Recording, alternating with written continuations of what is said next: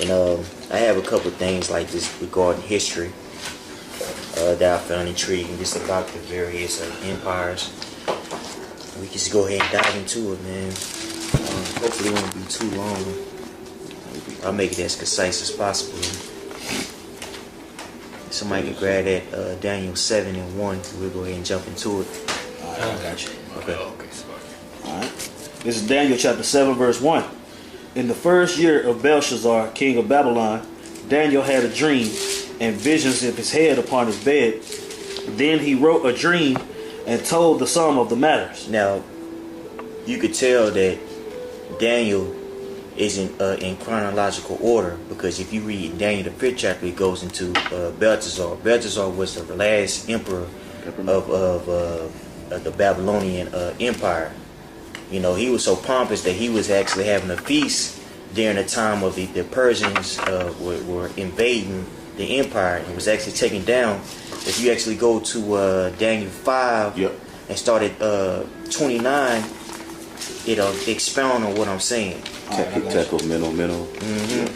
This is Daniel chapter 5, verse 29. It says, Then commanded Belshazzar, and they clothed Daniel with scarlet, and put a chain of gold about his neck, and made a proclamation concerning him, that he should be the third ruler in the kingdom. And why was that? Because Daniel broke down their writing, that the many tekel, what's that? Your farsin sin, which means basically your days are numbered. Right. You know, go ahead, Elder. All right, verse 30. It says, In that night was Belshazzar, the king of the Chaldeans, slain, and Darius the Median took the kingdom, being about 62 years old. That's right. If you read up in this chapter, at the time, Belshazzar was having a feast. Belshazzar reigned 10 years after Nebuchadnezzar. Right. You see, Nebuchadnezzar is known as a great emperor, which we'll expound on as we read down. Go ahead. Let it back to verse 7. All right. Chapter 7. All right. Verse 3. Daniel chapter 7, verse 3. It says, verse 2. It says, Daniel spake and said, I saw in my vision by night, and behold, the four winds of heaven strove upon the great sea. And those that four winds are going to those four kingdoms. You see, now to expound on that, go to Zechariah 1 and start at like 18. So those are talking about those four horns, and that great wind, that great sea is the Mediterranean Sea. You see, we'll get Zechariah 1 and 18, and then we'll jump to Numbers, what's that, 34? I'll stay in Daniel. I got Zechariah. Go ahead. Okay. Zechariah chapter 1 verse 18. Then lifted up mine eyes and saw, and behold, four horns. And I said unto the angel that talked with me, Would be these? And he answered me, These are the horns which have scattered Judah, Israel, and Jerusalem.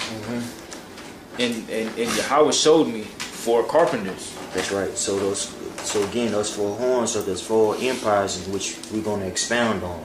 You see, which is the Media, it's like the Assyrian, Babylonian Empire, the Medo-Persian Empire. You dig what I'm saying? The Greek Empire and the Roman Empire. All these had their hand in scattering us. You see, that time, now we're living in a time to where that's almost up. That's it. You see what I'm saying? But to explain that great sea is what's that, Mediterranean Sea? Let's go to Numbers 34 and start at 1. And I have a map that I want to show you guys just to expound on it. You know what I'm saying? Numbers 34. You said start at verse 1? If you can, brother. Okay. Baba Kasha. Yeah, I got you. Numbers 34 verse 1. And Yahweh spake unto Moses, saying, Command the children of Israel, and say unto them, When ye come into the land of Canaan. Now this is the land of Canaan right here. These are two maps. It's gonna show you. This is the land of Canaan right here. Okay? Yeah, and this is like a close in of the map. You got that in your... Yeah, I'm about to say, you can go over here and look at mine, because I got it. Yeah, this is the land of Canaan right here. Go ahead, brother. So you got the land of Canaan right here. You see what I'm saying? All right, so it says, command the children of Israel and say unto them, when ye come into the land of Canaan, this is the land that shall fall unto you for an inheritance, even the land of Canaan with the coast thereof. Then your south quarter shall be for the wilderness of Zin. This is the wilderness of Zin right here. That's the wilderness of Zin right here. Right here. Right there. Right. Go ahead, brother. It says, oh shit, my bad. Okay, then it says, then your south quarter shall be for the wilderness of Zin along by the coast of Edom. Oh, coast of Edom right here. It's gonna be alongside the coast of Edom. Right here. Go right. ahead. It says, and your south border shall be the outmost coast of the salt sea eastward. All right. And then it says, and your border shall turn from the south to the ascent of Akrabim, and pass on to Zin. And the going forth thereof shall be from the south to Kadesh Barnea. Kadesh Barnea is right here. This is Kadesh Barnea. So it's talking about this region right here. Go ahead. And it says, from the south to Kadesh Barnea, and shall go on to Hazar Adar, and pass on to Asman, and the border shall fetch a compass from Asman unto the river of Egypt. Which you know the river of Egypt is the Nile. That's right. It says, and the goings out of it shall be at the sea. And as for the western border, ye shall even have the great sea for a border. Where's the western? This is the western border right here. This is the western border, which is the Mediterranean Sea. So we know that to be the great sea. Okay. Canaan right here. Yeah, it's for edification. Come on. That great sea is the Mediterranean. Yep.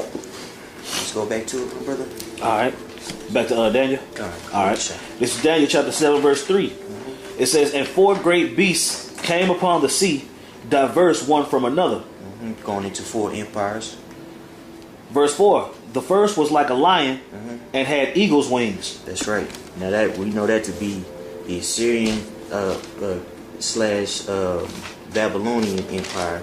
And if you look up the Assyrians, it's actually a term called the La Masu. If you could, somebody can Google that. It's LAMASSU. It's gonna be basically like a griffin. It is look like an image. Look up at like the image. Oh yeah. You see it? Yeah, that big. Yep. It's like a goat looking with a man head. Sometimes it's a man head, which look like Nebuchadnezzar. Sometimes it's a lion. Right. You see. And this is actually when you go in Hollywood, when you go into the gate of Hollywood, they got these same kind of images showing you that this is Babylon the Great. Man. Yep. Because it's good that you say the Assyrian Babylonian Empire, because a lot of people don't know that Nebuchadnezzar the Great, not Nebuchadnezzar, but Nebuchadnezzar as well, but he was really an Assyrian. He wasn't a Cushite. He actually came out of the Assyrian Empire and was ruling as the known Babylonian Empire. So that's good to know too. Water, brother. Water. Yeah, that's the Assyrian Babylonian Empire, which ruled from 911 to 609 BC. Now the Assyrian Empire was known for its military greatness, and it's considered the first known world empire. And the reason why it was so prominent is because its military technology, in which it used iron, as basically for its weaponry. And with that iron, it was able to destroy many countries, man. You see, they were known for being very fierce, Right. Which eventually they was taken down by the Babylonians, and the Babylonians reigned from 606 to 536 BC. King, like you said, King, what's that, Nebuchadnezzar? Yeah, Nebuchadnezzar. Nebuchadnezzar, he became ruler and ruled for 44 years. Then Nebuchadnezzar came, that was his son. He began to rule, and he was able to expand it greatly. Set up different posts, different vassal states and things of that nature. And also, he was known for his, building temples and things of that nature. One temple that comes to mind is a hanging garden, which is very beautiful. You guys want to Google that. We don't have to get it, but and also they were known for their literature, the Gilgamesh epic, which had the flood story, the Hammurabi's codified system of law. You see, and then in 586 BC, the Babylonians destroyed Jerusalem and led us into captivity. Yep. Okay. Now, question. Go ahead. This is just when it says the first was like a lion and had eagle wings thereof, does that link back to Deuteronomy 28 and 49 when it talks about let me just get it real quick. Get it. Deuteronomy chapter 28, verse 49. Yahweh shall bring a nation against thee from far, from the end of the earth, as swift as the eagle flieth, a nation whose tongue thou shalt not understand. A nation of fierce countenance which shall not regard the person of the old, nor show favor to the young. Does that go like towards 70 AD, or would that be like... really all of the captivity. Okay. All of them. I think Apostle Tar did a video like a couple years ago, like breaking that down. I just kind of forgot. Yeah, it can be linked to that. Okay. And also, they took off the Assyrian Empire through their military strength. Took off. They were bad. The Roman Empire actually stole a lot of their techniques from the Assyrian empires. That's why Babylon the Great is likened to Assyria too. This is the new modern day Assyria because of that military might. They were fierce, man. Yeah. They put hell on Jake, bro. Yep. They actually, the Assyrians actually brought us into captivity butt naked. Butt naked, yep. You see, that's why Isaiah prophesied butt naked for them 3 years. That's exactly why Isaiah prophesied that. To let us know we finna go into captivity, butt naked. Yep. Yeah, so they were known for. I actually watched a documentary about the Assyrians, and they believed that they stopped conquering, the world would stop. That's how into like destroying they were. Yeah. Yeah. That's where the 60-second minute was developed in the Assyrian Empire too. Oh, really? Yep. Wow. Yep. That's crazy. You ready to go back to Daniel? Con. All right. This is verse Daniel 7 and 4. It says, the first was like a lion and had eagle's wings. I beheld till the wings thereof were plucked, and it was lifted up from the earth and made stand upon the feet as a man, and a man's heart was given to it. And that's going into the Babylonian Empire. Right. You see, the Assyrians was taken down by the Babylonians, in which they were always they always had conflict with one another. You see, now the empire that we know, the word that's written about in the scriptures is the Neo-Assyrian, during the time of the Neo-Assyrian empires and Neo-Babylonian empires. They were always established even from the 1300 BC. You see, and so now they became a world power when they're written of in the scriptures. You see, which is around the time, as I said earlier, 911 to 609 BC, the Assyrians, and then 606 to 536 BC for the Babylonians. There was always infighting. You see. Yep. I was actually reading about that. Like, it's a spirit. Like, I think it was like last week or a week and a half ago. How the Assyrian Empire had a lot of civil wars like going on within each other. That actually led to, like you said, because they actually took down the Babylonians, and they had the Babylonians was the only nation that didn't want to pay tribute to them. So they were always fighting back and forth until 629 BC when they fell.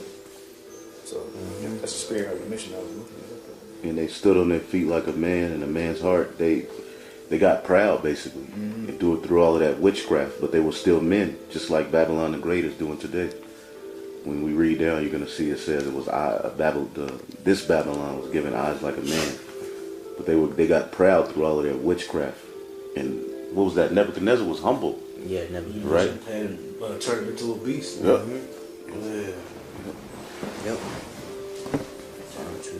Ain't no more. Verse 5.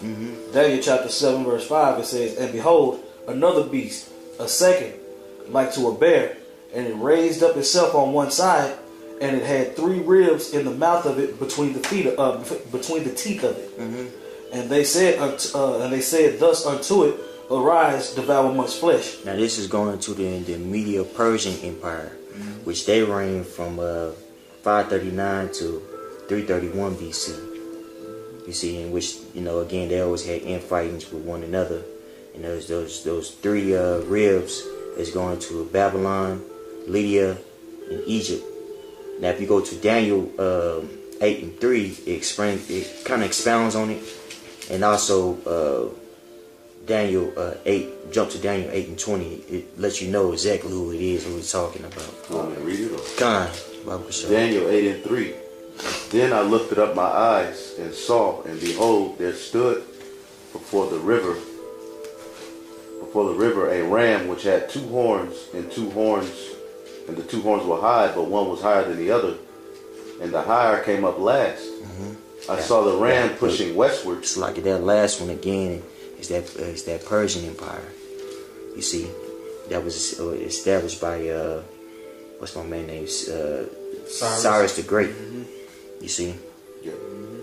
Go ahead. Yep. And I saw the ram. And who's the ram? The ram is the Medo-Persian. Yeah. I saw the ram pushing westward and northward and southward. They were conquering. Yep. So that no beast might stand before him. Neither was there any that could deliver out of his hand, but he did according to his will and became great. That's right. He did according to his will, and he became great. He's actually prophesied about in Isaiah. What's that? Isaiah 44 and 28. My man, Isaiah 44 and 28. Can you grab that for me, bro? Yeah, I got you. This is one heathen that was actually talked about in a good manner in the scriptures. You see, because when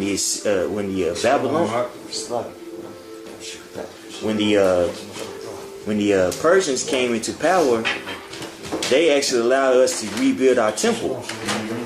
You see what I'm saying? And also the Persians were known to be basically give us religious freedom, the vassal states religious freedom.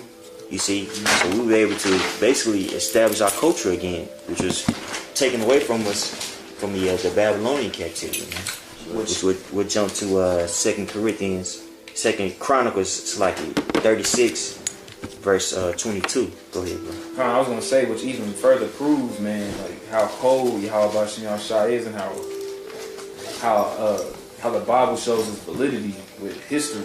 You know what I'm saying? Because even so, when Isaiah was prophesying, this is before the Assyrian captivity. You see what I'm saying? And Cyrus came through what? 250 years afterwards? Yep.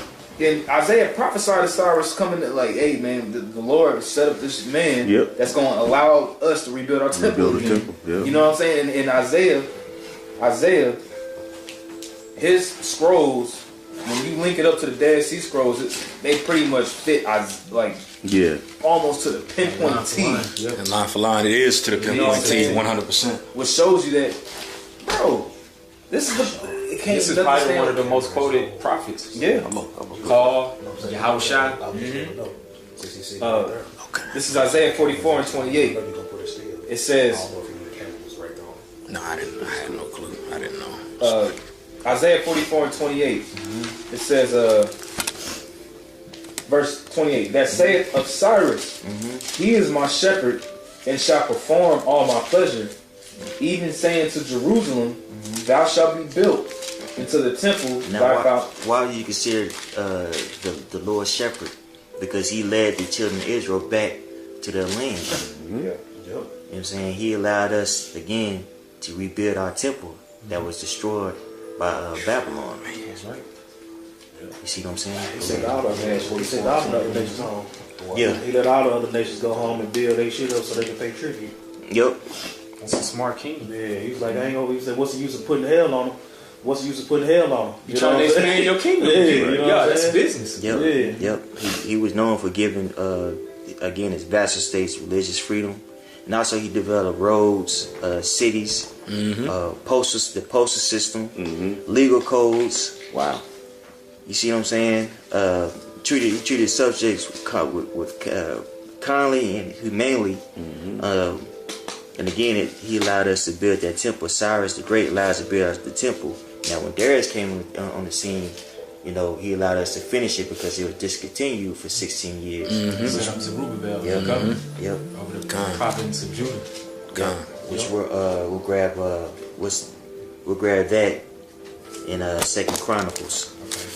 2nd Chronicles, the 36th chapter, started like verse 22. Con.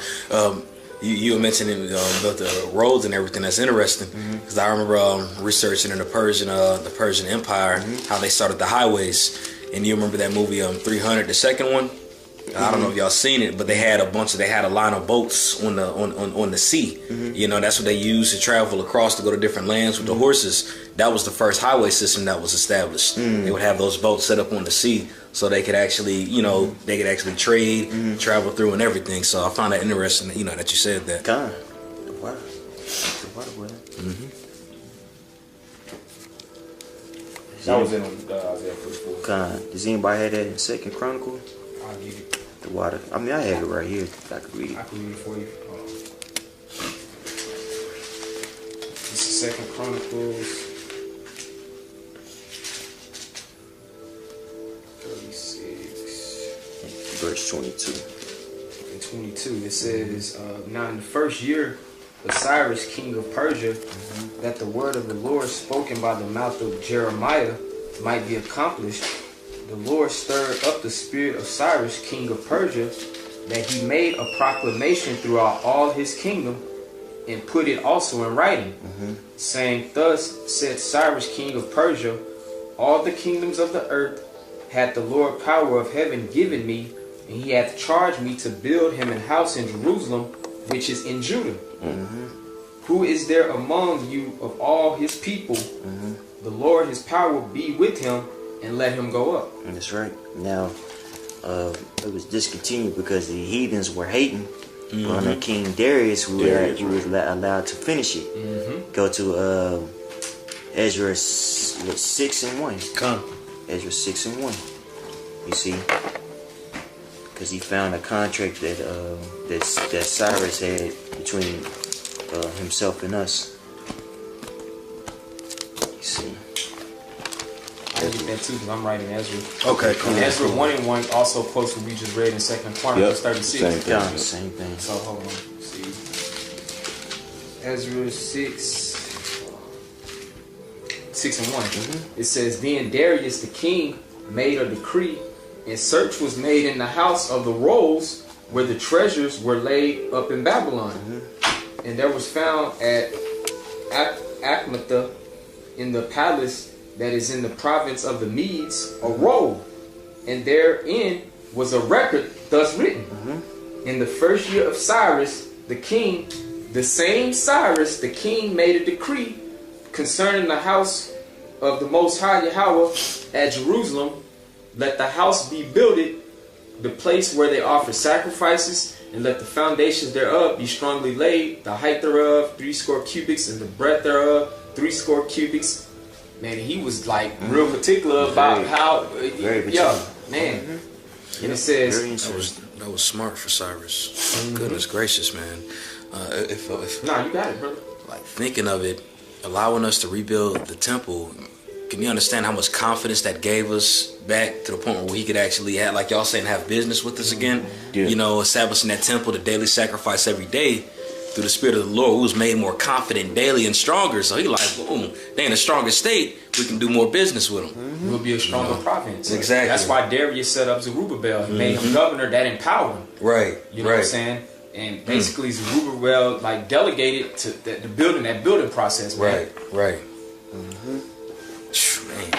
That's That's pretty much the point right there, just proving that Darius went back and found the record that Cyrus had wrote. Established it. Yep. That show he was on point too, man, because he went back. That's a smart king too. You go back to the predecessor to see what he established, you know. Right. You're not going back just doing your own thing. Nah, Yeah, kind. So we'll go back to that. Go back to Daniel. All right. And just for edification, again, those three ribs was Babylon, Lydia, and Egypt. Under Cyrus the Great, they were able to conquer Lydia and Babylon. Now, under his son, Cambyses II, that's when Egypt was taken over. Okay, just for edification. But go ahead. I'm sorry. Under Cyrus. Then under his son, it's Cambyes.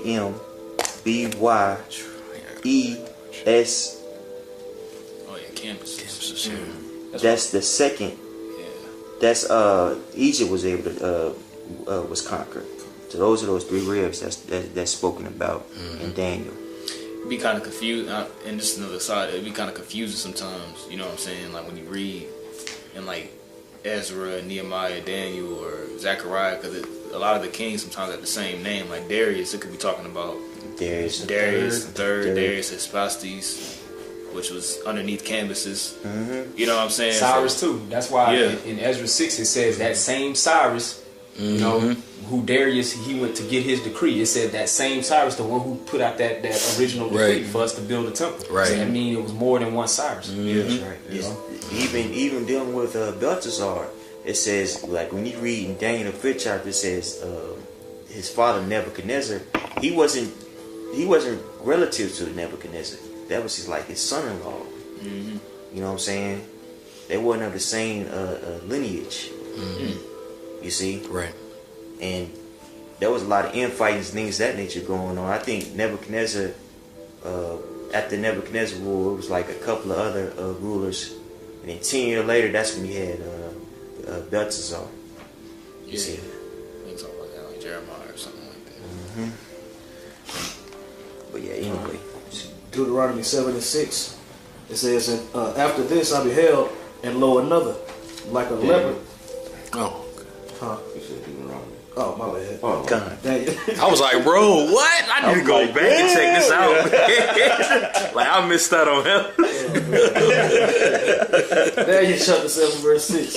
It says, and after this I beheld, and lo, another, like a leopard, which had upon the back of it 4 wings of a fowl, and the beast had also 4 heads, and dominion was given unto it. That's right. Now that's actually going into the Greek Empire, which we know. First Maccabees. Yep, of course. First Maccabees. Yeah, we might as well pull that. The first chapter. That's going to Alexander the Great. You see, and the reason why it's a leopard because he swiftly took over these empires. I think within the 12 years he established the Greek Empire. It was quick. Very quick. Yeah. You see. And those 4 wings are going to his 4 generals. That's right. He only reigned 12 years. Who are the 4 generals, Mike? Asamias, Cassander, Ptolemy, and Seleucus. Right. That was quick. I have a precept. Go ahead, brother. This is Daniel chapter 8, verse 5. And as I was considering, behold, an he-goat came from the west on the face of the whole earth, and touched not the ground. And the goat had a notable horn between his eyes. Who's that notable horn? Alexander the Great. Good. That's right. And the reason why they say he ain't touched the ground, going back to what we were bringing out, how swiftly they took over these empires. If you read up on the Greek Empire, it expanded all the way to the borders of India, from Asia Minor to India, which at the time that was huge. From Macedonia all the way to India, that's huge. It's incredible. In 12 years? That's way across the Mediterranean Sea. Bro, that's a lot. You know what I'm saying? He was able to do that within a 12-year span. You see, going into the blessing of Esau, we know it to be that sword, man. You know. If any brothers got Netflix, there's actually a movie on there now that just recently got on the called Alexander. And it's just a period piece going into Alexander the Great. Brothers, check it out. It says, and he came to the ram that had 2 horns, which had seen standing before the river. Which you know that ram is to be the Medo-Persian Empire. It says, and ran unto him in the fury of his power. And I saw him close unto the ram, and he was moved with choler against him, and smote the ram, and brake his 2 horns. And there was no power in the ram to stand before him, and he cast him down to the ground and stamped upon him. And there was none that could deliver the ram out of his hand. Stomped him out, destroyed him, man. You see? Now I'm gonna jump over to verse 20, just to quick it up real quick. Go to 21. Okay, yeah, that's right. So like verse 21, it says, "In the rough goat is the king of Grecia, and the great horn that is between his eyes is the first king." That's right. That's beautiful, man. First king is again Alexander the Great. Did anybody hear that in First Maccabees? I got it. Thank you, brother. You can also look up the Battle of Gaugamela, and that goes into this actual history that the Bible's talking about. That's right. It's very specific, man. Yeah. This is, and that's why they want to take this out the Bible too. This is our First Maccabees 1:1, and it says, and it happened after that, Alexander, son of Philip the Macedonian. Now, prior to Philip the Macedonia, Greek was actually a whole bunch of small city-states, and there was a lot of infighting, so they were relatively weak. Actually, they had a dark age during that time of Greek, which no literature and things of that nature was coming out, you see. But under Philip the Macedonian, you know, he conquered the southern peninsula of Macedonia, and that's when they started becoming a great empire, man. In particular, when his son came to power. Go ahead, my brother. It says, son of Philip the Macedonian, who came out of the land of Shittim. And it says, had smitten Darius, king of the Persians, and needs those horns. Shittim, that's Spain, correct? It's Italy. It's Italy. Italy. Yeah, that's what I was going to stop. I was going to ask him that. Okay. That's why I stopped. Because they conquered those Japhites. Yep. And really, they took over their military tactics. You do research on that. They sure did. They sure did. When you look at that region, Italy, you know, where those Etruscans dwell, when it really came to iron, like when we go into the 4th beast, how they really used iron as their tool, the iron teeth. That was really those Japhites, those Etruscans that utilized iron to make statues, to make shields, to make all those things. They just weren't warmongers like the Edomites were. So when those Romans actually came over there and used that stuff like the brother that went into, that's where they really strengthened their military force off of, was that iron. That's right. You know. But you do research on those Japhites, like in the guys in that age, they was into like debauchery, having orgies and sex and things absolutely. of that nature. Absolutely. Not necessarily like, you know, military might, like the brother said. Yeah, and then like the Romans even took like their formations, like how the soldiers would line up and stuff in war. Yep. They took that from the Etruscans. Really, the Etruscans or the Catayim, them would be the first so-called Romans, really. The original Absolutely. Romans. Yep. Absolutely. They were known for their navy. You see, and that same navy was used. Well, navy Texas was used by Rome to conquer these lands, man. Right. It's even too, like even with Alexander the Great, you know, when you read in the prophecies in like Ezekiel 27 and 28, when it talks about the king of Tyrus going down, the king of Tyrus going down, when you go into the history, Alexander actually came, overthrew, and took out Tyre. You know, then that little island, the little coastline of Cyprus, if you go there today, if you look, there's like a little, between the coastland and then that island, there's like a, not necessarily like a bridge, but throughout time, you know, throughout time, the rubble kind of stuck together. But pretty much Alexander on the coastline, he had took the ruins of the city and pretty much made a bridge over to the landmass, or where Tyre, that island where Tyre was, and that's how he came over there to conquer it. You know what I'm saying? And he pretty much told the people, like, y'all gonna give me this land. And they was like, Tyre's people was like, nah, bro, because they was in some festival to honor their god. It was like they can't have no heathen up in there, and Alexander was like, all right, bet. So he literally went over there and bought a rubble of the land and made his own bridge, but you can go there today and see it. To go over there and take the land, you know. Mm. Xander was on it, bro. I'm gonna keep going on here. This is back in First Maccabees, the first chapter. It says, "Has smitten Darius, king of the Persians and Medes, that he reigned in his stead the first over Greece, Boom. and made many wars, and won many strongholds, and slew the kings of the earth, and went through to the ends of the earth, and took spoils of many nations, insomuch that the earth was quiet before him." He had total dominance over the known world at that time, man. Again, his empire was from Macedonia to the borders of India, which was incredible. If you're looking at the time in which he did it, man. That's why these scriptures prescribe him as a leopard.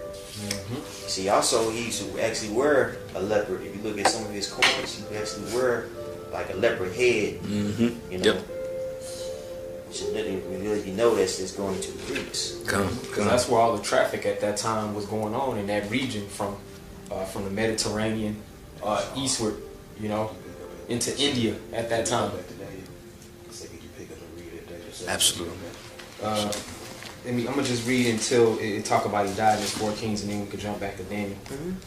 This is back in First Maccabees 1 and 3. It says, "And went through to the ends of the earth, and took spoils of many nations, insomuch that the earth was quiet before him, whereupon he was exalted, and his heart was lifted up. And he gathered a mighty strong host, and ruled over countries and nations and kings, who became tributaries unto him. And after these things he fell sick, and perceived that he should die." Now, if you do research on Alexander, he had a passion to spreading out the Greek culture. What's intriguing about the Greeks is, I was doing research on them. The biggest thing that stood out is how they really spread Hellenism on the earth, so much to where that became like the known language of the land, kind of like what these Edomites do now. But as far as like building cities and things of that nature, what I've read, it wasn't much. There wasn't much going on. It wasn't much going on. They were just conquering people and just imposing their culture on others, man. Same thing what the Edomites do now. You see? That's right. And it says, verse 6, "Wherefore he called his servants, such as were honorable, and had been brought up with him from his youth, and parted his kingdom among them while he was yet alive. So Alexander reigned 12 years and then died," just like the brother was saying. Over that 12-year period, it was a great expansion. "And his servants bare rule, every one in his place. And after his death, they all put crowns upon themselves. So did their sons after them many years, and evils were multiplied in the earth." That's right. Yeah, the two prominent empires was the Ptolemaic Empire and the Seleucid Empire. Which there was always infight going on. Right. The Seleucid Empire was ruling in Syria, and you had the Ptolemaic Empire ruling in Egypt.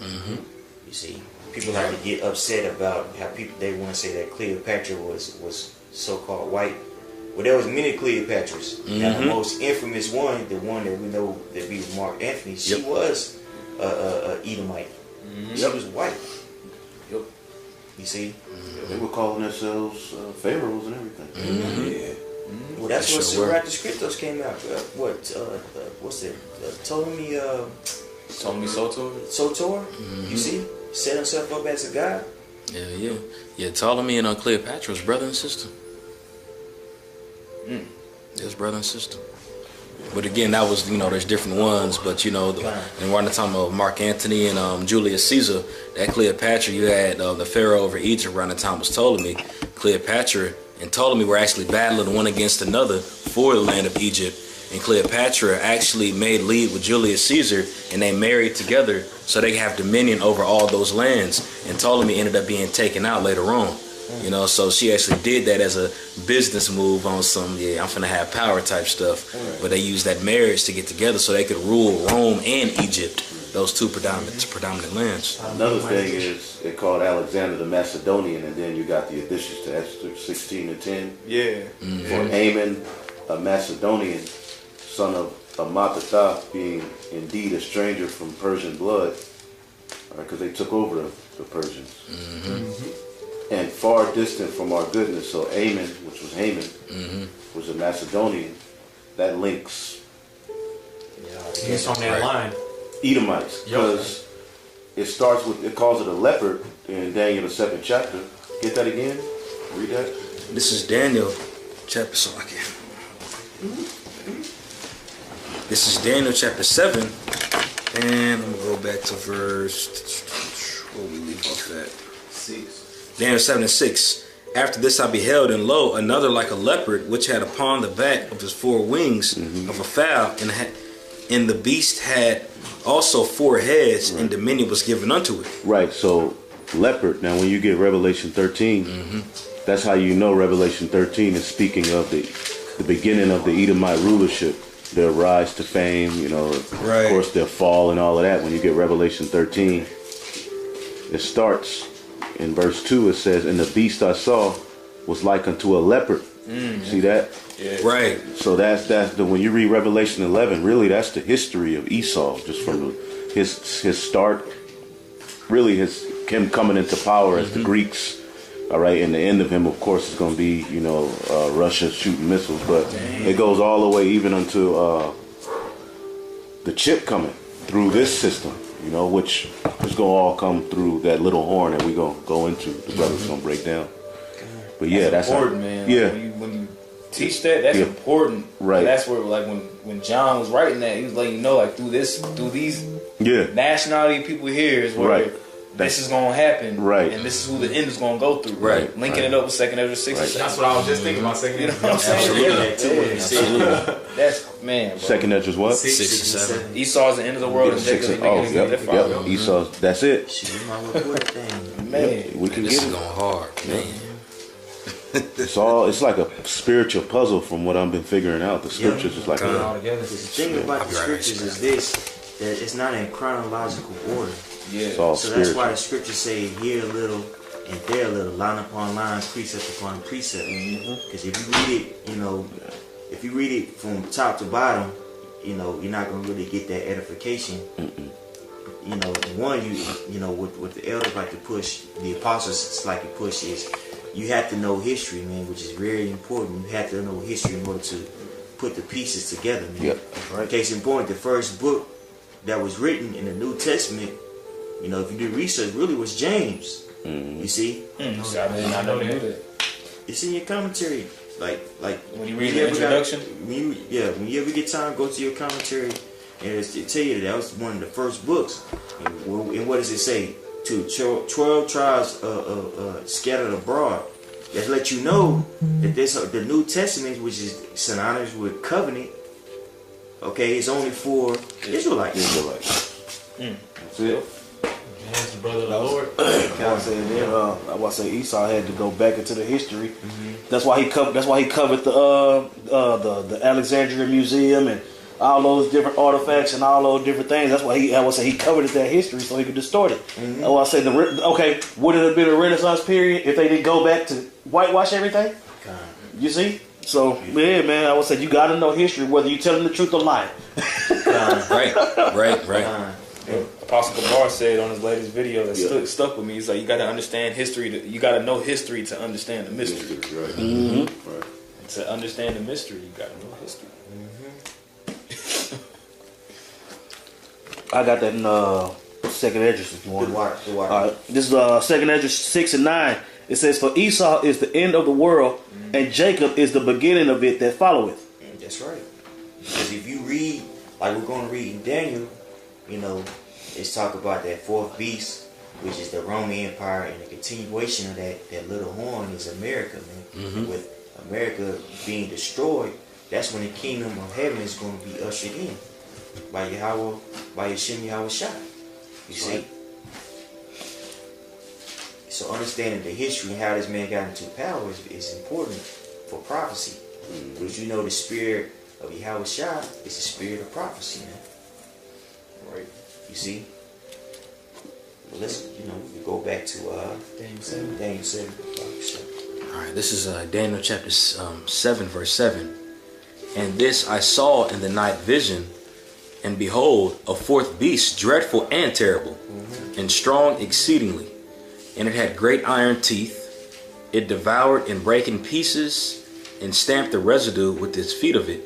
And it was diverse from all the beasts that were before it, and it had 10 horns. Now we know that to be the Roman Empire, which was established from 331 BC to 146 BC. Now I got my notes here, Salaki. Now 10 horns is going into. I got it. You got it? Okay. Yeah, the 7 heads. And the Common 10 markets. Yeah, you can go to common markets, vassal states. The 10 horns are the Vandals, the Ostrogoths, the Alemanni, the Franks, all right, the Visigoths, the Burgundians, Lombards, the Anglo-Saxons, the Suevi, and the Hurili. So basically, these were vassal states. They were subordinate to Rome, but they had power. And just like America has vassal states, Rome had vassal states, and these were the vassal states. Also showing you that at that time it was a melting pot just like it is now. Right. You know what I'm saying? Right. And these nations always dealt amongst each other. You know what I'm saying? Always dealt amongst each other. Whether they was trading, who's allies, it's the same thing, man. Same exact thing. Today they would be the Belgium, France, the Netherlands, Italy, Germany, Luxembourg, Denmark, Ireland, Greece, Spanish, and Portugal, which is now expanded. It started off at 10, but now it's like 29. Yeah, and what's intriguing about that is that's the EU. No, that's NATO, correct? That's the EU. That's the EU, Slovakia, which was established by the Treaty of Rome. Yeah, yep. Treaty of Rome. Back in the 40s. Established by the Treaty of Rome. That It was is. around like the Right. 40s, like 1951. Right. Yep. Mind if I bring this precept out? This is 2nd Ezra, chapter 11, verse 38. Hear thou, I will talk with thee, and the highest shall say unto thee, Art not thou in the remainest of the 4 beasts, whom I made to reign in my world, that the end of their times might come through them? Woo, man. Where'd you at? 2nd Ezra 11 and 39. Right. Verse 40. And the 4th came and overcame all the beasts that were past, and had power over the world with great fearfulness. That's right. It's going into Rome. And You know, Rome was known for conquering Right. many states. right, You know, the thing about Julius Caesar, he would go and conquer the people of that land, and he would make the man actually a part of his kingdom. Yeah, it's the military. But then what was going on with Rome is there was so much infighting that eventually it crumbled. That along with his incompetence economically, he used a fiat currency Right. like America is using now. You see, so eventually it was ran over by these barbaric tribes that came in and took it over. The denarius, right? yeah, Yeah, the denarius. They started mixing it, and it became less and less of value. Yeah, I would say I was mixing it with clay. They had lead in their water, just Exactly. like America had lead in their water. The second chapter. It absolutely. became decadent. And Daniel. Yep. There was a Defeated. question of a higher power. Yeah. Women's rights. That's right. At the end of the Roman Empire, women's rights. There was a slut. I forget, one of the emperor's daughters started portraying slut-like ways, and Bread started and to circus, spread just bread like and here. circuses. They had that that's where you get the gladiatorial events, because all that infighting and war Right. that they had going on, but they had that to distract Right, people. and the destruction of the middle class, just like it's happening here. That happened in Rome. This is it. It's reincarnation straight up. Yeah, Verse 40. And the 4th came and overcame all the beasts that were past, and had power over the world with great fearfulness, and over the whole compass of the earth was with much wicked oppression. That's right. Wicked oppression. And the elder brought that out beautifully, man. It was just, when you read up on Rome, it was just a lot of debauchery, man. Just lewdness. Right. You know, that was a part of that culture. You see, what you see now here in America, man. You see, that's how we know that this place is it's a continuation of the Roman Empire. Absolutely. That little horn you're gonna get, that goes into America. I said they got a series on Netflix called Rome. I haven't watched it, so I don't know exactly what they're going into. It goes pretty hard. Yeah. I was saying because I remember when it first came out. When it first came out on HBO back in the day. Yeah, but they got all kind of different period pieces on this. Like especially when you can catch them on HBO, like Spartacus, on Stars, and all that type of stuff. Man, I'm talking about they go in heavy, man. And what you do when you looking at it, you ain't looking at the main characters. Look in the crowd, like the Elder Malcolm was saying. You know what I'm saying? When you watch those period pieces and all that, look in the crowd. The crowd is going to tell you that it was a melting pot. Right. This nation and that nation, and this person dark, that person dark. You know what I'm saying? When you look at the crowd, you're like, okay, well, shit, everybody could have been white. Right. You know? Yeah. Right. And if you read up on the Romans, like for the most part, they allowed us to, practice, our beliefs. But then you had in the time of Paul, which you had Nero. That's when that persecution started. Of course, we know about 7 AD and what's it, Masada. You see, but even after that, that's when that heavy persecution happened. Where like 500,000 of us were killed and displaced. Right. You see, so it was a time period in which we were dispersed. Right. Judea was a province of Rome. But they called themselves the king of the Jews. Herod, the Herodian dynasty, started with Antipater. So. Yep. He started persecuting us to what the so-called Christians who appease the so-called Jews. Well, not the so-called the Jews. You see, where at the time, Christianity was seen as, a stem from, I don't want to use Judaism, but, for lack of a better term. It wasn't no separation like you see those gutter rats over there doing. That's how you know those aren't the people over there. Right. Con. It's a little more on this one. And over the whole compass of the earth with much wicked oppression, and so long time dwelt he upon the earth with deceit. The earth was given to the hand of the wicked. Exactly. Beautiful. Exactly. And there's no flat earth. No, right. The compass of the earth. Right. God. The scriptures address everything, man. God. That was it, Hector? That was it. Oh yeah, that's right. I had a precept too. Go ahead, brother. Okay, this is Revelation chapter 17, Beautiful. verse 8. It says, the beast that thou sawest was and is not, and shall ascend out of the bottomless pit, and go into perdition. And they that dwell on the earth shall wonder, whose names are not written in the book of life from the foundation of the world, when they behold the beast that was and is, and is not, and yet is. And here is the mind which hath wisdom. The 7 heads are 7 mountains on which the woman sitteth. 7 heads are the Greeks, the Spanish, the Romans, the French, the Germans, the Russians, and the Britons. Yeah, the 7 heads. Yeah, Germany major, Romans, the French, Spain, Germany minor, the British, and the Greeks. Yeah, Russia not a part of that. Yeah, Russia ain't part of that. Yeah. So again, that's Germany major, the Romans. Okay, that's what I messed up. The French, Spain, that's Spanish, Germany minor, the British, and the Greeks. Okay, yeah. Greek, Rome, Spain, French, Germanian major, Germanian minor. The British, and out of the British came Babylon the Great, which is America. And that's that perdition that you're talking about. Right. Yeah. That was. Right. Says it was and is not and yet is. That's the one that's going to perdition this place. Yeah. This place is going to be utterly destroyed. Right. Because NATO was created to counteract Russia, the USSR.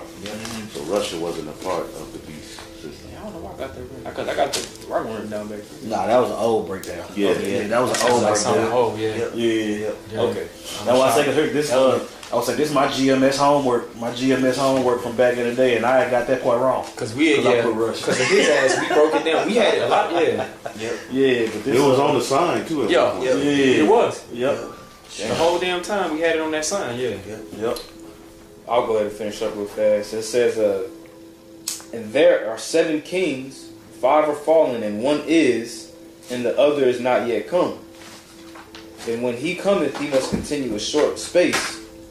And the beast that was and is not, even he is the eighth. Now, the five that fell is the Greeks, Espanola, Germany Major, Germany Minor, and French. Mm-hmm. You know what I'm saying? The sixth that really is Rome. When it says that is seven, is that continuation Rome, which is America. Because they fell, and then they came back to America. Through the British. British. Mm-hmm. Yeah, right. Jeremiah 15:12. Yep. Right. But yeah, I mean, that's pretty much the thing. That's right, brother. Which is going to keep going into that, the same exact thing. Mm-hmm. That little horn. Because read that last part again. That one, of the eighth. Did you go into that one? Okay, The yeah. eighth is of the seven. Here it is, right here. Right. Revelation 17 and 11. And the beast that was and is not, even he is the eighth, and is of the seven. Of the seven. You see what I'm saying? The eighth is of the seven. The eighth is of the seven, which is basically Babylon the Great America that comes out of the British. Yeah. And that's gonna get into that in just a minute in Daniel. You know. Go ahead. Want me to continue with Daniel? Hold off on here, then jump back after we Yeah, we can go in Daniel. Okay. I guess y'all hold this still. This When we get back to it. This is Daniel chapter 7, verse 8. I considered the horns, and behold, there came up amongst them another little horn. Right, he's looking at the Roman Empire as the fourth. All right, so now he's looking. And then another. You got it, Mike. No, go ahead. No. I'm looking at my notes anyway. Before, Real quick, I just want to make a point too, because even when you read in verse 8 in Daniel 7, you have a lot of these, Bible commentators and so-called Christians. I would call that little horn Antiochus Epiphanes. They'll link that little horn up with Antiochus Epiphanes and Maccabees, but the way that you know that it's not talking about Antiochus Epiphanes is when verse 9 talks about the kingdoms being cast down. Right. and that would discredit the whole 9th chapter. Right. Exactly. Read 7 again and then go to 8. God. This is Daniel chapter 7, verse 7. After this I saw in the night vision, and behold, a fourth beast, dreadful and terrible, and strong exceedingly, and it had great iron teeth. It devoured and brake it in pieces, and stamped the residue with the feet of it, Right. and it was diverse from all the beasts. And what made it diverse from all of the other beasts? What made the Roman Empire diverse? Was it military? Yeah, The military, iron but teeth. their Senate. their Senate- Oh, that's right. They didn't That's have right. kings. They didn't have a king. They didn't have kings. They had Yeah. Caesars. Yeah, triumvirate. Right. Right. Talk about that in Second Ezra, I think 11 Right. or 12. Okay. Right. They had like, that's when you get like the first like 3-head rulership. It was called a triumvirate. It was like Pompey, Crassus, and Julius Caesar. Right. Because usually the king would pass down his throne to the heir. I mean his son. Second Ezra. You know, but they had a whole different thing going on.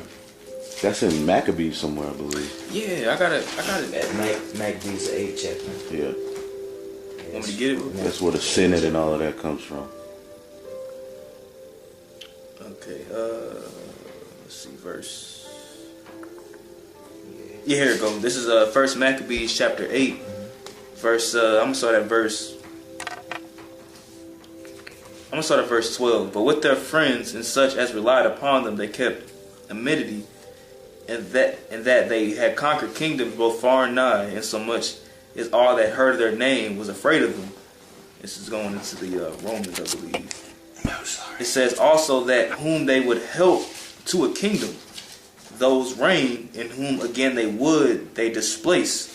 Finally, that they were greatly exalted, yet for all this none of them wore a crown or was clothed in purple to be magnified thereby. Right. Moreover, how they had made for themselves a senate house, wherein 320 men sat in council daily, consulting always for the people, to the end they might be well ordered. Same thing that's going on here. Man, So that's what made them diverse. Now let's go back to Daniel 7. God. This is Daniel chapter 7. What was that? that was First Maccabees chapter 8, verse 12. yeah, starting at verse 12 and reading down to like verse 15. Daniel 7, the end of verse 7. And it was diverse from all the beasts that were before it, and it had 10 horns. Verse 8. I considered the horns. And the horns are, of course, the vassal states that were subordinate to the Roman Empire. God. Just like America has the vassal states and the beast, and they're hating the horn right now. Go ahead. Verse 8, I considered the horns, and behold, there came up amongst them another little horn. This is keep on reading. God. Keep reading. Before whom there were 3 of the first horns plucked up by the roots. I'm sorry, brother. Those 3 horns is Spain, French, and the British. You see, Spain, French, and the British. Revolutionary Wars. Yep. Right. In which America was able to eventually take over these places. So those Spain, who in the British? It's France, Spain, and Britain. Yep. Okay. Because you got to think, he's still looking at the 4th beast. Mm-hmm. So this is still the Roman Empire. Right. But he's looking like, damn, another little horn came up. Mm-hmm. But before this horn came, there was 3 that ruled that had to be plucked up. The French, the Spanish, and then we had a British, Right. which when you go to Revelation, the 17th chapter, the 8th was of the 7th. Same thing. And that had been during the colonization era. Right. When they was coming over, they was 13 taking over colonies. these different, Right. these different regions. Yeah. You see what I'm Revolution. saying? Yeah. Independence Day, in the 1776. Declaration. All that. Yeah, that's where all that came from. Yep. So you had the French and Indian War and the Spanish-American War? Yep. I remember. That's what I'm saying, man. You got to. I was saying you talk about that much. You talk about that much history and that much time go by, but then that nigga will call you a false prophet. Bro. Man. Oh, nigga, you a false prophet, nigga. This is talking about hundreds of years in the future. Right. You know what I'm saying? And the way that we know that this is not the Vatican is because the end is going to come through this little horn. That's right. So you can't, if you're saying that the Vatican is Babylon, you're saying this little horn is the Vatican. Mm-hmm. Nah, this little horn is Babylon the Great. Right. British and Spanish. All right, So those 3 wars, I'm just making sure. So those 3 wars, you had the French and Indian War, the Spanish-American War, and the American Revolution? Yep. Yeah, but I mean, there was different little Yeah, wars. it was different. Those are the main. Those are the fighting main. over It was slaves. taken down. That's why I said this. This is them in the colonization area because you got to think, French, the British, you know what I'm saying, and Spain, they were colonizing these areas. Right. I'm saying like case point Hispaniola. You see, that was coming over and colonizing that area in South America, Central America. You see, but America was able to take over these regions. You see what I'm saying? Through different purchases, like the purchase of Louisiana the Purchase. Louisiana Purchase. Damn, okay, everything's starting to See click. what I'm French saying? right here. Yeah, Right? That was the French. French had that. Yeah. Yeah, the French had Louisiana. But they purchased that because during the time Napoleon needed that. He needed that money for the wars that was going on. That was during the 1600. I'm It's sorry. like the 1800s. 18. Okay. Yeah. You see what I'm saying? Yeah. Then it's the Spanish American Wars. You see, then finally the Revolution, the American Revolution. America was able to become that power. Right. You see. That's why it says, I'm about to go. and I considered the horns, all right, and behold, there came up among them another little horn, before whom there were 3 of the first horns plucked up by the roots, and that's where Babylon the Great comes. Okay, and let's go prove itself. I'll keep reading. It says, and behold, in the horn were eyes like the eyes of a man. Same thing that it said about the Babylonian Empire. Because they got proud. They still men, but they got proud above the Most High. Speaking great things. Witchcraft, gay marriage, all of that comes out of this horn, man. That's right. And if you look, this commentary Bible, it says that word great things means pompous words. Man. And that's what no God. It's right. What is God is me. Exactly. Beautiful, yo. And that's what you see going on now. You see? And he did that with his pseudoscience, like we always going to, pushing himself up as if he God by evolution. Man. You see what I'm saying? Rationalizing, destroying people with eugenics, which is what ironic about eugenics. That was established by Charles Darwin, Darwin's cousin, French's Darwin. Right. You know, social Darwin was created by Herbert Spencer, which was another cousin of a Charles Darwin. Right. Who The was? whole family out there bad. These witches. They're just witches. Yeah. Who was the cousin of Charles Darwin? You said? Herbert Spencer. Really? Spencer. Mm. Just ultimate I got white a precept. supremacist. Con. Revelation 13 and 6. And he opened his mouth in blasphemy against the Most High, to blaspheme his name, and his tabernacle, and them that dwell in heaven. And it was given unto him to make war with the saints, and to overcome them, and power was given unto him over all kindreds, and tongues, and nations. That's right. We were put into a great captivity over here. The northern and the southern tribe. Right. You know, you had our Gadite brothers fulfilling prophecy. They were overcome by troops. 98% of them were decimated. Right. I want to say in that when you keep reading that prophecy, it say, but he gonna overcome in the end. That haven't happened yet. Right. So that's a prophecy in Genesis that haven't happened yet. Right. Like, yeah. Right.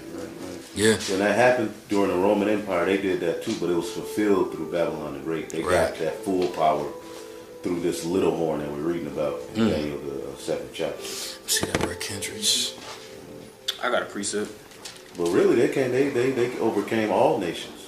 You know? Go ahead. Right. Daniel chapter 8 verse 25, and through his policy also he shall cause craft to prosper in his hand, and he shall magnify himself in his heart, and by peace shall destroy many. He shall also stand up against the prince of princes, but he shall be broken without hand. That's right. By globalization, America is able to really control the world, but now you see other nations rising up against them. And now you're starting to see people that are prescribed as the 10 horns buck up. Because, you know, in the 90s, America was on, man. Everybody was using the petrodollar. 8 to 25. Not the 80s, the 90s. You see the buy and trade of oil, which made America ridiculously rich. Hella rich, yeah. You know, to the point to where they were able to outsource a lot of these jobs over there and get the labor for cheap. You see, in which America didn't have to. These American corporations, they didn't have to produce anything over here. Now you see Trump, he's trying to make it to where these companies, these American companies, had to do business over here, but it's too late. They shot them and they shot themselves in the foot, making deals like NAFTA and all of that. They sent all the jobs overseas? Yep.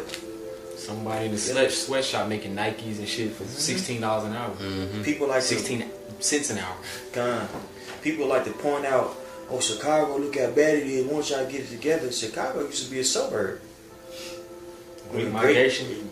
Yep. My man, when the Great Migration happened, you had Jake from the South going up to the Midwest for jobs. Absolutely. You had suburbs there. Detroit, there was suburbs. Jake wasn't doing bad. Wasn't always Gary, hood Indiana. and ghettos, man. Yeah. You see what I'm saying? But this dude policy, Fucked it all up. he's able to put himself on top. You know, China is a sweatshop of the world. You see, but again, they shot themselves in the foot. It's too late now. People are starting to hate the horde. Now you see Trump putting all these sanctions and things of that nature on these various countries. You know, and what's eventually going to happen? They're going to turn on the horde. Right. You see? Let's get back to Daniel. This is Daniel chapter 7, verse 9. I beheld till the thrones were cast down, and the Ancient of Days did sit. Now, what does this prove, Maya? That the Lord has a body. That the Lord, the Most High, has a physical body. I heard that before. No. Well, what is this prove? What's happening here?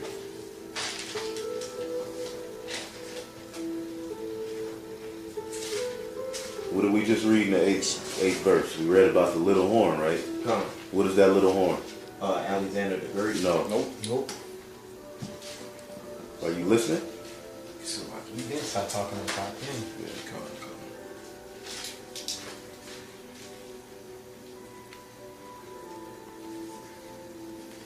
What is the little horn in verse 8? Oh, it's a miracle. Right. Babylon the Great, right? Come. So what's happening in verse 9?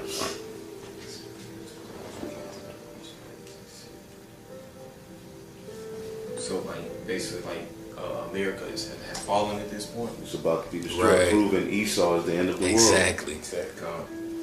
This is the end of all heathen rule. The last heathen rulership will be through this little horn. Mm-hmm. That's what's proven. That's what's happening here. That's right. All right, Gone. keep going.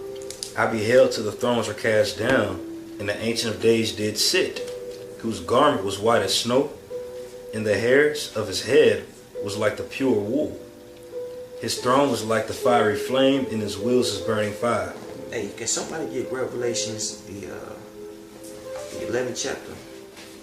I'll get it. I got it. I'm there.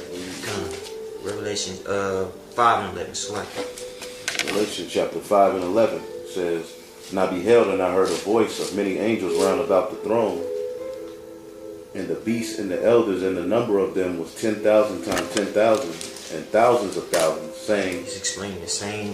Same thing. It's showing the same setting. You dig what I'm saying? the Lord is about to send his judgment on the earth. Yep. He's getting his army ready. That's right. When we keep reading. Gone. Saying with a loud voice, "Worthy is the Lamb that was slain to receive power and riches and wisdom and strength and honor and glory and blessings." That's right. Now we know that to be Yahweh Shai. You see, so most Yahweh by Hashem Yahushua about to send his son Right. back to reign on the earth. That's right. With a everlasting kingdom, which is going to say in Daniel the 7th chapter. Yep. You dig? Yep. I have a quick precept. Gone. Revelation chapter 8, verse 20. Rejoice over her, thou heaven, and ye holy apostles and prophets. For Yahweh Ba'ashem Yahushua hath avenged you on her, and a mighty angel took up a stone like a great millstone. That's 18. Yeah. You said 8. Oh, so like, my bad. Revelation 18 and 21, my bad. So like, and a mighty angel took up a stone like a great millstone, and cast it into the sea, saying, "Thus with violence shall the great city Babylon be thrown down, and shall be found no more at all." Right. So if you're saying that the Vatican is Babylon, you're saying that little horn we just read about is Babylon. It's not true. Yeah, that's good. Another bad That's incorrect. Let's go back to Daniel. Gone. This is Daniel chapter 7, verse 9. And I beheld till the thrones were cast down, and the Ancient of Days did sit, whose garment was white as snow, and his hairs in his head were like the pure wool. His Just to throne. clarify, the Ancient of Days, that's going into Yahweh. Mm-hmm. It's not Yahweh Shai. Right. Because the Ancient of Days shows you that he doesn't have a beginning or end. Right. Yahweh Shai has a beginning. Mm-hmm. You see? Right. He's the first begotten son of Yahweh. I'm the Alpha and Omega. Yep. He's the beginning and end. I got a precept. Kind. Job 36 and 26. "Behold, the Most High is great, and we know him not. Neither can the number of his years be searched out." Job 36 and 26? Yeah, he's before days. Before. We're based on time, you know. Right. You know. Yahweh Shai had a beginning. Yup. The Most High doesn't have that. I got a scripture just to back up what you just said. This is Revelation 22 and 13. "I am Alpha and Omega, the beginning and the end, the first and the last." And that's talking about Yahweh Shai. Come, all right, I got it. Salaki, I'm just getting that jotted down. I can read. Okay. Verse 10, Daniel 7 and 10. "A fiery stream issued and came forth from before him. Thousands ministered unto him, and 10,000 times 10,000 stood before him. The judgment was set, and the books were opened." And that Yahweh Shai opened up the understanding of the book. That's why I said, "Worthy is the Lamb" in Revelation the 5th chapter. Because if you read up in Revelation the 5th chapter, it was sealed. Right, The understanding of the prophecies was sealed. right. You know what I'm saying? If I may, this is very similar because it talks about the thousands ministered and served unto him, and like you had brought up in Revelation 5. When you go to Zechariah, the 1st chapter, and when you go into that red horse that stood amongst the myrtle trees, you know, that's the lead angel with all the rest of the angels standing there, and they were taking counsel from the Lord. Because when you can continue in Zechariah, the 1st chapter, it goes into those 4 horns like we just read about. So pretty much power, like the Lord is giving them orders on what to do, And the angels are playing that out on the planet Earth, controlling the minds of these different horns to do what they're doing. Right. And now we're going into the destruction of those horns right now, man. All ordained through the Heavenly Father. Right, and like the brother Michael Allah just brought up, the books were open, which means the prophets got the understanding. Right. Which means the Lord heard the prayer of the saints. And as it says, they will cry unto the Lord because of the oppressors, and he's going to send his son. So that's basically what's happening right here in Daniel chapter. We being prophesied of. Zechariah again in the 10th chapter. That's crazy. That's right. The other alumni made a beautiful point. He's like, in another dimension, we already in the kingdom. This already happened. Woo! Wow. It's already written. Think about it. It's already destroyed. America's already destroyed in the spirit. Written. It just has to play itself out. It's already written. The movie. And then that point that you just made, It's crazy. it's a fulfillment also too of John the 14th chapter, where it talks about how the Lord was going to send his comforter down. That was the Lord unlocking those seals and putting that understanding back on the planet Earth again. Which is why he was just bringing up Revelation the 5th chapter. Because the Lamb had to open that book and send us the comforter. Yeah. Man, you gotta understand. That's why I said, man, you got millions of people that don't have that understanding. That's why I'm saying everything that we saying sound new, but it's just refreshed. It's a new song. Yeah, you know. Starting to prepare your minds by the way of remembrance. Right. Daniel 7 and 11. I beheld then, this goes back to Esau's ass, because of the voice of the great words which the horn spake.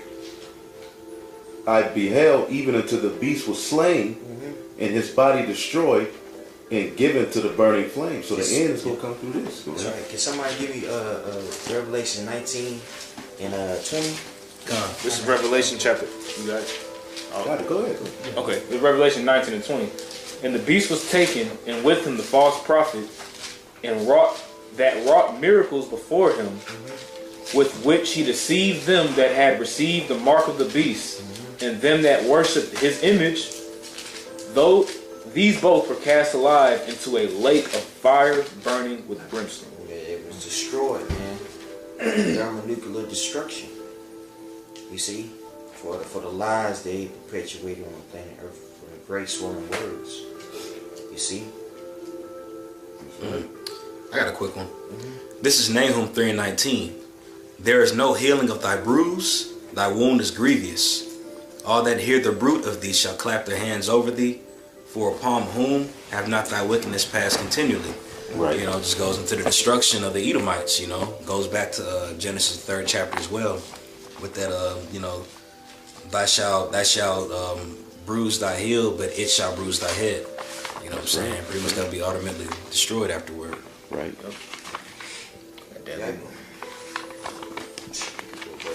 All right. So, could you read? Oh yeah, this is Daniel chapter 7, verse 12. As concerning the rest of the beasts, they had their dominion taken away, yet their lives were prolonged for a season at a time. That's right. So they're just gonna be tributary. They're not Right. gonna be utterly destroyed like the Edomites. Right. You see, when Yahweh shall return, he's gonna rule with a rod of iron over the nations. Gone. You see. Yep. And the rest of the rest of the beasts, we were just reading about all of these different other nations. This particular nation right here, as he said, as concerning the rest of the beast, they had their dominion taken away, because when the Messiah returned, they ain't gonna have no more dominion. Yet their lives were prolonged for a season of time, meaning they're gonna continue to live. But this nation right here, this fourth beast, which is the Edomites, eventually they're gonna be cut off forever and ever. As a nation, period. That's right. And there's a precept in 2nd Maccabees I want to get real quick that proves that 2nd Maccabees chapter 7. Ain't that one the Seven brothers. the seven brothers? Second Maccabees, the 7th chapter. That's talking about the 7 brothers. Because there was a point where the brother told told that Greek, whoever he was talking to, that you're not going to have no resurrection of life. Yeah, that's towards the end of the chapter. That's later in the chapter. Second Maccabees 7. Yeah. Yeah, because it was like one of the last brothers. Right. I can't find it though. I'm looking forward to. Resurrection of life. But I thought it was early in there. Oh, here it is. 14. Second Maccabees 7:14. It says, so when he was ready to die, I started 13. Now when this man was dead also, they tormented him and mangled the fourth in like manner. So when he was ready to die, he said thus, it is good being put to death by men to look for hope from the Most High to be raised up again by him. As for thee, thou shalt have no resurrection to life. That's a good one. So eventually, the Edomites ain't gonna ever live again. That nation is gonna be chased out of the planet Earth. Ooh, that's gonna be. And that curse ain't to no other nation. Ham gonna be here. Ammon gonna be here. All of the heathens are gonna be here in the kingdom of heaven as subjects. No dominion. However, they're gonna still live. They're gonna be there. But Esau is the only nation promised to be utterly cut off. Beautiful. That's beautiful. Yeah. And another precept is in Isaiah 14. That's what I have here. Get it real quick. Okay. Yeah. Isaiah 14, and I'm sorry, verse 8. It says, yea, the fir trees rejoice at thee, and the cedars of Lebanon, saying, since thou art laid down, no feather is come up against us. Hell from beneath is moved for thee to meet thee at thy coming. It stirreth up the dead for thee, even all the chief ones of the earth. It had raised up from their thrones all the kings of the nations. All they shall speak and say unto thee, art thou also become weak as we? Art thou become like unto us? Is that the one you wanted? The kings of the earth. Keep reading down. Okay, verse 11. Thy pomp is brought down to the grave, and the noise of thy vows, and the worm is spread over thee, and the worms cover thee. How art thou fallen from heaven, O Lucifer, thou son of the morning? How art thou cut down to the ground, which didst weaken the nations? For thou hast said in thine heart, I will ascend unto heaven, and I will exalt my throne above the stars of the Most High. I will sit also upon the mount of the congregation. It's that same pride we just read about the horn had. All right. Go to 18. 18. Verse 18. All the kings of the nations, even all of them, lie in glory, everyone in his own house. Because we're going to put them back in their own nation, their own, That's it. a lot of the lands. Well, go ahead. But thou art cast out of thy grave like an abominable branch, and as the raiment of those that are slain, thrust through with the sword, that go down to the stones of the pit as a carcass trodden underfoot. Go to 20. That's the point. Thou shalt not be joined with them in burial. Thou shalt not be joined with them in burial.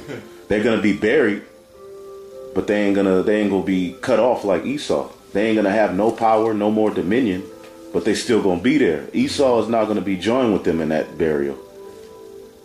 Go ahead. God, it says, thou shalt not be joined with them in burial, because thou hast destroyed thy land and slain thy people. The seed of evildoers shall never be renowned. And bam, and then it goes into prepare slaughter for his children. Because the descendants of Esau goes eventually get cut off. Right. Man. So What's the nephew, sons? all of them. All of them. Oh, you know. Appreciate it. Job 20:7. I'm just waiting for it to pull back up on my blue letter.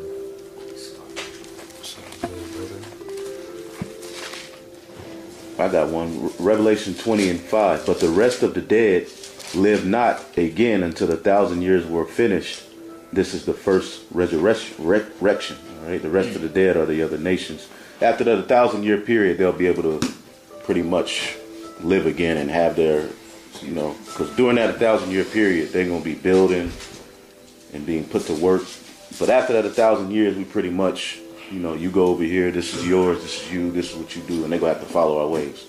But it said the kings, like we just read in Isaiah 14, the kings are going to lie in glory, because there's going to be, I think it's going to be all nations are going to be there to see this man's, we're going to put them all in a pit, and however it happened. But I believe, like I say, they're going to be glorying too. So. Yep. And then Judah's going to get Edom's land. Yeah. Indubitably, just like David did.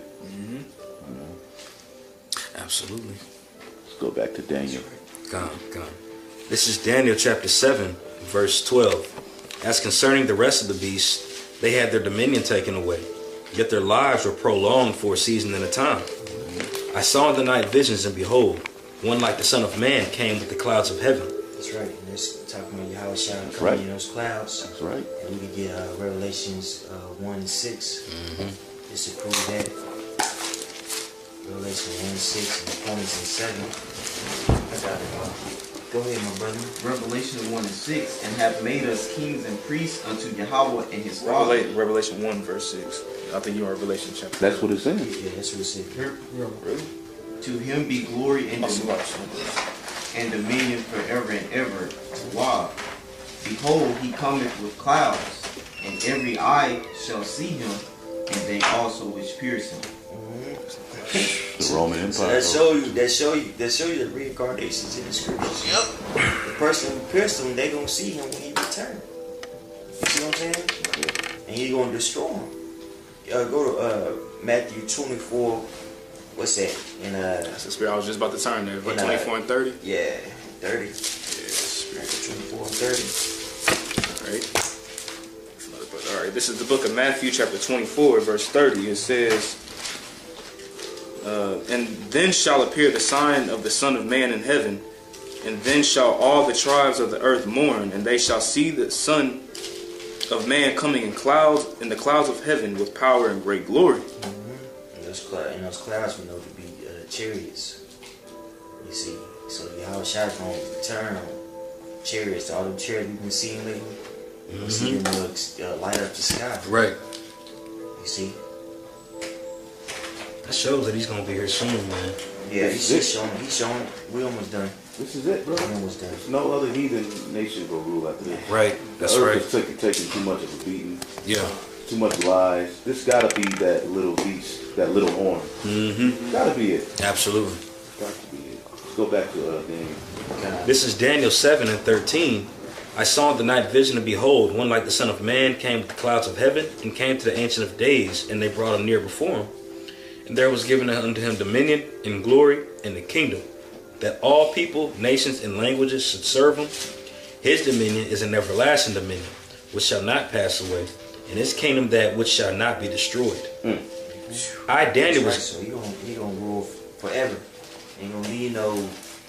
In 2075 AD, the Medes were able to take over Judea. No. Yeah, through. Yahweh Shai is gonna rule forever, man. That's right. You see. Yep, he's coming to take. That's why it says in Revelation 19 he had all those crowns on his head. That's right. So basically, the so-called Jew is saying that's what they're doing over there. Bro, We're comparable to them Without the scriptures. Son of Man. Yeah, without Yahweh Shai coming back, they're setting up the capital. Come on, man. Utter bullshit. Building the temple. They're if tripping. that's the case, then according to their logic, right, like what you just said, according to their logic, right, if that's the case, where was the little horn destroyed at? Why is it still war going on? Where's David? Yeah. Yeah, right. Where's David? David Rockefeller. Hey, they got that whole thing set up from falsehood, man. Been falsehood. Go ahead. We could really stop at verse 17. Because verse 17 is really gonna just break down what we just read. You know what I'm saying? So no reason, no need to be redundant. You know. Okay. Repeating it. You know what I'm saying? Come. Verse 15. I, Daniel, was grieved in my spirit in the midst of my body, and the visions of my head troubled me. I came near unto one of them that stood by, and asked him the truth of all this. So he told me, and made me know the interpretation of these things. These great beasts, which are four kings, which shall rise out of the earth. But the saints of the Most High shall take the kingdom, and possess the kingdom forever, even forever and ever. That's right. You got all broke down. Yeah, that's a beautiful one to stop at. Drop the mic on that bitch. Because the fourth beast and that little horn is it. That's it. For the heathen. That's right. That's right. So this gotta be the end. Esau's the end of the world. Jacob's the beginning of it that follows. That's right. That's right. Beautiful. That was a good lesson, man. I got a lesson. Yeah, I'm gonna go back through it and write all my notes down. Yeah. That's what I'm gonna do. I swear I I came back right at the